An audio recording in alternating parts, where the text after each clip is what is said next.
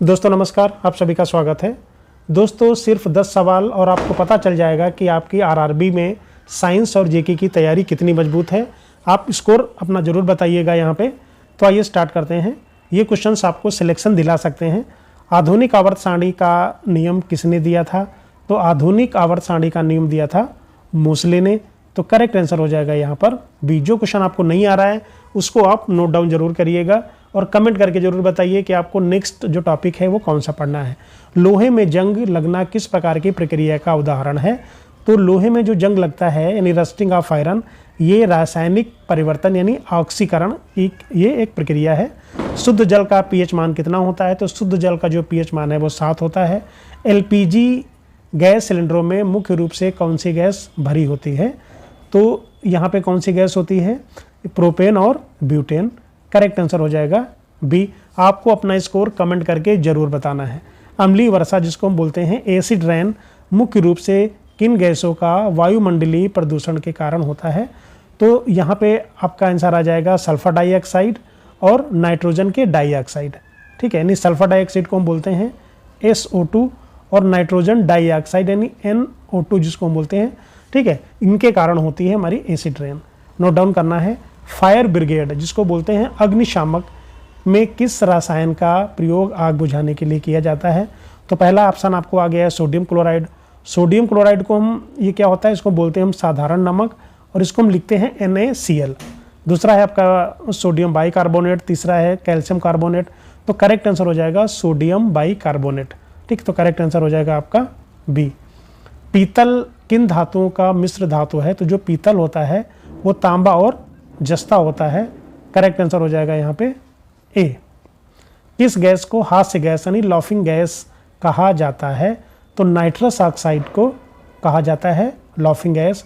और nitrous oxide को कैसे लिखते हैं? N2O। ठीक है, तो करेक्ट आंसर हो जाएगा बी। बार बार पूछा भी जाता है। भोपाल गैस त्रासदी जो 1984 में हुई थी, किस जहरीली गैस का रिसाव हुआ था? तो मिथाइल आइसोसाइनाइड का रिसाव हुआ था जिसको बोलते हैं हम MIC। करेक्ट आंसर हो जाएगा बी। गुब्बारों और हवाई जहाज के टायरों में कौन सी निष्क्रिय गैस भरी जाती है? तो कौन सी गैस भरी जाती है? हीलियम गैस भरी जाती है। करेक्ट आंसर हो जाएगा बी। और अपना स्कोर आप कमेंट करके जरूर बताएं। मानव शरीर में पाया जाने वाला सबसे प्रचुर तत्व कौन सा है? तो मानव शरीर में सबसे प्रचुर तत्व होता है यहाँ पे ऑक्सीजन। तो करेक्ट आंसर हो जाएगा सी। कार्बन डाइऑक्साइड को हम लिखते हैं CO2 से, हाइड्रोजन को हम लिखते हैं H2 से, नाइट्रोजन को N से हम डिनोट करते हैं। सिरके में मुख्य रूप से कौन सा अम्ल पाया जाता है जिसको हम विनेगर बोलते हैं? तो उसमें मिलता है एसिटिक एसिड। तो करेक्ट आंसर हो जाएगा यहाँ पे बी। सोने को घोलने के लिए किस अम्ल के मिश्रण का उपयोग किया जाता है जिसको हम एक्वारोजिया बोलते हैं? तो इनका जो मिश्रण होता है सांद्र नाइट्रिक अम्ल जिसको हम बोलते हैं HNO3। ठीक है, और हमारा जो 3 भाग होता है वो होता है HCl का। ठीक है, 1:3 का रेशियो होता है HNO3 और 3 रेशियो होता है HCl यानी हाइड्रोक्लोरिक एसिड का। तो करेक्ट आंसर हो जाएगा यहाँ पे ए। फलों को कृत्रिम रूप से पकाने के लिए किस गैस का उपयोग किया जाता है? तो एथिलीन या फिर एसिटिलीन। यहाँ पे दोनों ऑप्शन सही हैं। शुष्क बर्फ जिसको बोलते हैं ड्राई आइस किसे कहा जाता है? तो ठोस कार्बन डाइऑक्साइड को कहा जाता है। नोबेल पुरस्कार कुल कितने क्षेत्रों में दिया जाता है? तो कुल 6 क्षेत्रों में दिया जाता है। कौन कौन से वो क्षेत्र हैं वो आप कमेंट करके बताएं। खेल प्रशिक्षकों को उत्कृष्ट योगदान के लिए कौन सा पुरस्कार दिया जाता है? तो द्रोणाचार्य पुरस्कार दिया जाता है। करेक्ट आंसर हो जाएगा यहाँ पे बी। ठीक है, ऑस्कर पुरस्कार किस क्षेत्र में उत्कृष्ट योगदान के लिए दिया जाता है? तो ऑस्कर जो पुरस्कार है वो सिनेमा या फिल्म के क्षेत्र में दिया जाता है। और कब से दिया जाता है ये आप कमेंट करके बताएं। पत्रकारिता के क्षेत्र में दिया जाने वाला सबसे प्रतिष्ठित अंतर्राष्ट्रीय पुरस्कार कौन सा है? तो उसका नाम है पुलित्जर पुरस्कार। तो करेक्ट आंसर हो जाएगा बी।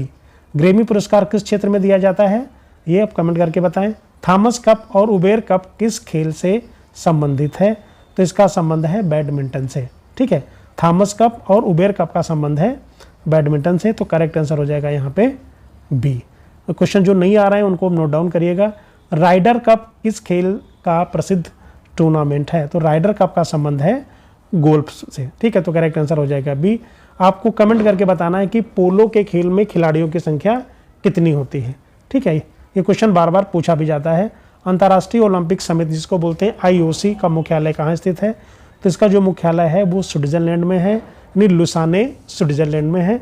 तो करेक्ट आंसर हो जाएगा यहाँ पे बी। बटरफ्लाई स्ट्रोक शब्द किस खेल से संबंधित है? क्वेश्चन बार बार पूछा जाता है, तो इसका संबंध है तैराकी से। तो करेक्ट आंसर हो जाएगा बी।